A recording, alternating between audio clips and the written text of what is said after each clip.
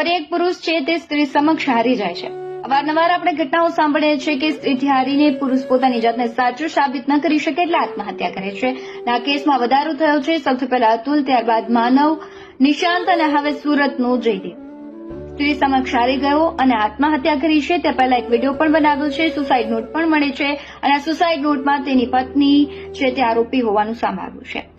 આપણે સ્ત્રી સશક્તિકરણની વાતો કરીએ છીએ, બેટી પઢાઓ બેટી બચાવોની વાતો કરીએ છીએ, સ્ત્રીને સ્વતંત્રતા આપીએ છીએ, પરંતુ સ્ત્રીની સ્વતંત્રતા છે ક્યાંક ને ક્યાંક સ્વચ્છંદતામાં બદલાઈ જાય છે અને તેનું આ કારણ આવે છે અને તેનું આ રિઝલ્ટ આવે છે।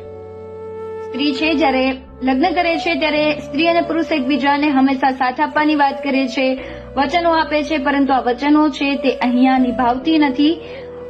વૈભવ, પૈસા અને લાલચમાં અને ખાસ કરીને પ્રેમમાં પડી અને પોતાના પુરુષને છે તે ક્યાંક ને ક્યાંક મોત તરફ ધકેલી રહી છે અને અંતે પુરુષ કહે છે જ્યારે કોઈ પણ વિડીયો સામે આવે છે પુરુષની આત્મહત્યાનો ત્યારે તે હંમેશા એક ટકોર કરે છે કે આ ન્યાય પ્રણાલી છે સ્ત્રી તરફ છે, પુરુષ પર એક કાયદો બનવો જોઈએ।